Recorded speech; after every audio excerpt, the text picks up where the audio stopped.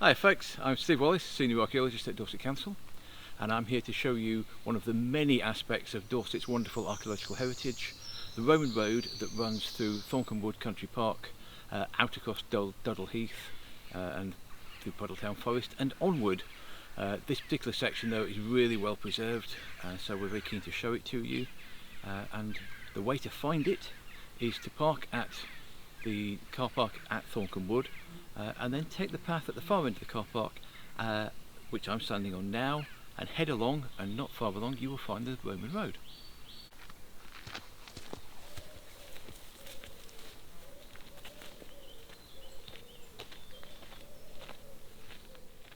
A short distance along the road we come to a section which has got a really good illustrative profile of how the road was constructed. At this point the Roman army seems to have just decided, we want to go in a straight line, there's a hill in the way, so what? So they kept their straight line going sort of through the hillside. Behind me on this side you will see a slope. That's partly the original hill slope, but it's also been dug into by the army, and they have dug a ditch which is intended to drain the road, which you can still see down there. It's quite a rare survival.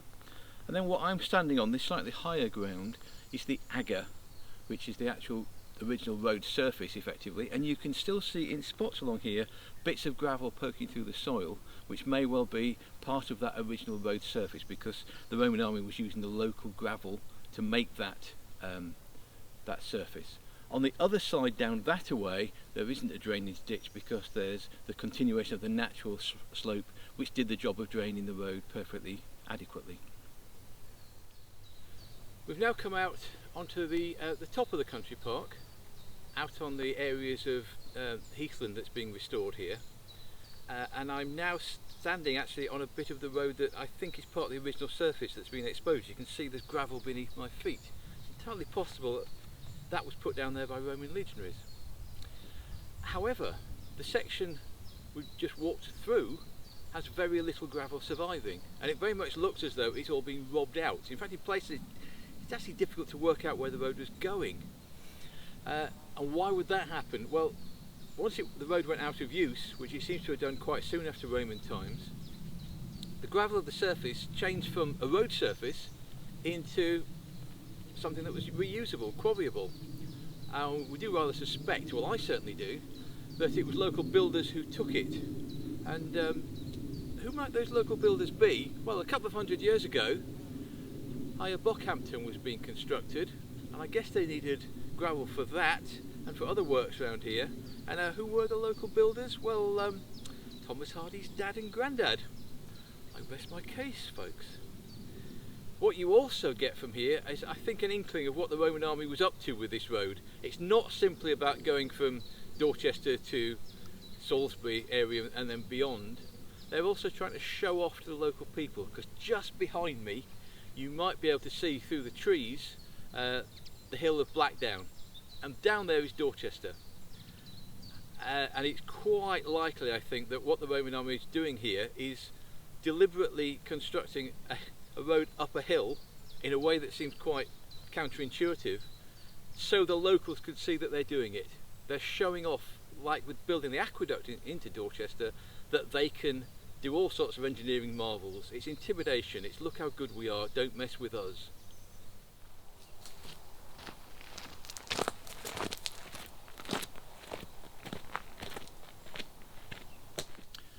We've now come a very short distance out onto Duddle Heath, a flat bit for once. What's immediately obvious when you get here is the gravel. I'm standing on pretty well pure gravel, undoubtedly quarried very locally by the Roman army and made to construct the road. So as you're walking along this section, you're walking on the original Roman road pretty well. What's also interesting about this point is the view. If you look behind me, the road is actually on the edge of a ridge overlooking the Froome Valley. Today there are quite a lot of trees in the area. In Roman times it was probably open heathland, and therefore people could see a Roman army unit marching along this road from a long way off, particularly if the sun was glinting off their armour, but also marching was something they probably weren't used to seeing an organised army, and I think this is all part of why we call this road a show road. Yes, it's got a function of getting from A to B, but it's also saying to the locals, look at us, look how organised we are, you don't want to mess with us.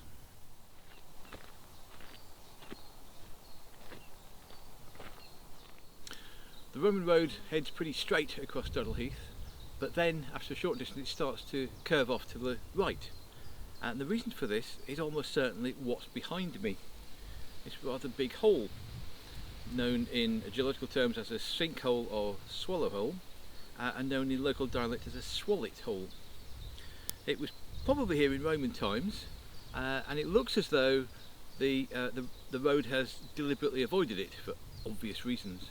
But also it may have been used as a marking out point by the Roman army engineers who originally surveyed the road. We tend to think of Roman roads as going straight for hundreds of miles. That's not the case. They went in short sections from one point to another, so they would aim for a particular spot that had been marked out for them by their engineers. I've now moved a very short distance from the Swallet hole, which is just over there, and I'm again standing on the Roman road, though you may have to take my word for it. The road is running from that away under my feet and downhill in that direction. And what's interesting about this to me is that it's much shallower. It's going down the hill at an angle which would be much easier for people to climb, take animals up and so forth. But why would that be? Well, possibly this was because this was open heathland where there's no one for the Roman army to show off to. On the other side, our first section was nice and steep to show off to the local people what the Roman army could do. Here there was no one around to see, so they did it how they wanted, as was sensible for them.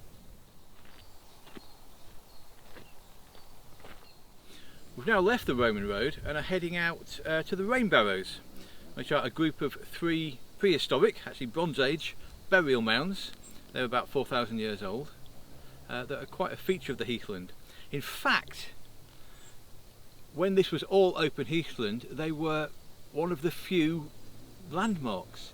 So when people in more recent times decided to divide the heathland up into individual ownerships, they were one of the few things they could use. You would say, right, my land goes from that barrow there to the river, whatever. That's what's happened here. The barrow behind me, the most northerly of the Rainbarrows, hasn't been used for that because we see a bank and ditch that have been dug maybe a couple of hundred years ago, running up to the barrow from both sides, but also in an example of what I would consider Jobsworthism, they've actually dug the bank and ditch over the barrow as well. It's quite difficult maybe for you to see where you are at the moment, but please take my word that it's there and that they did something slightly stupid and quite unnecessary.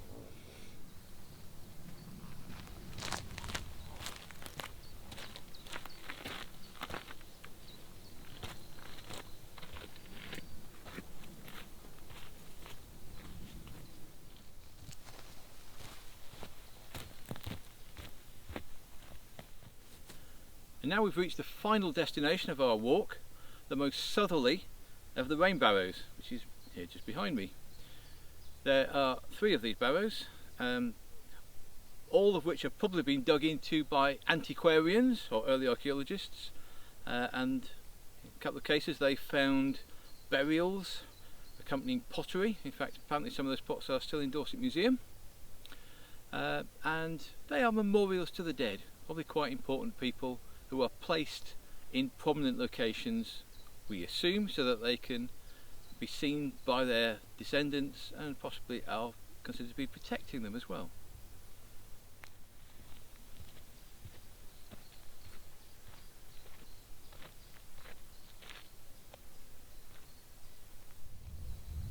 We're now at the top of that Rainbarrow, and one of the first things you notice when you come up here is that the normally rounded profile of the top of the barrow has been massively interrupted, so it's like that, in this big hollow. And that's clear proof, I would suggest, ladies and gentlemen, that one of the most dangerous things for the survival of archaeology is archaeologists, because it looks like in the 1880s the archaeologists who were digging here knew that the best surviving material, the goodies, would be centrally placed at the at the base of the mound, so they basically went to the top and just dug a big hole to get to that, which they didn't bother to fill in. There's also another slightly deeper depression over here where the foxglove is, and we believe that dates from the Second World War, when there was a home guard lookout up here watching for German planes. And that's a great place to do that, because from here you get cracking views across the Froome Valley down towards the south coast. This particular rainbarrow has a good strong literary connection in that it is effectively one of the characters in Thomas Hardy's novel The Return of the Native. Early on in the action, the local villagers come up here for their bonfire night celebration, lighting a fire up here and generally having a good time.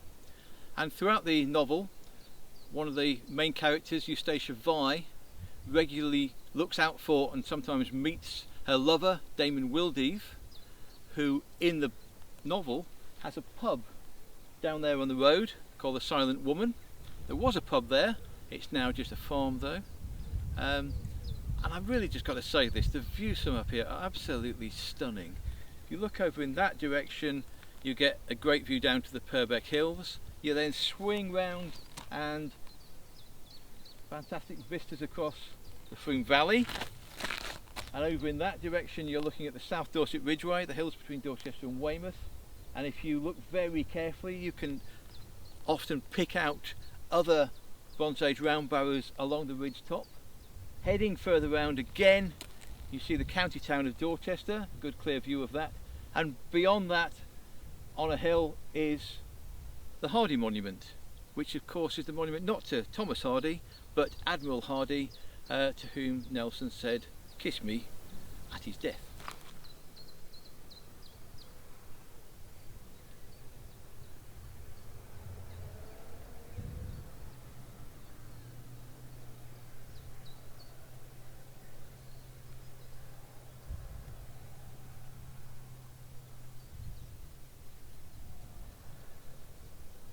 Thanks for joining me, folks.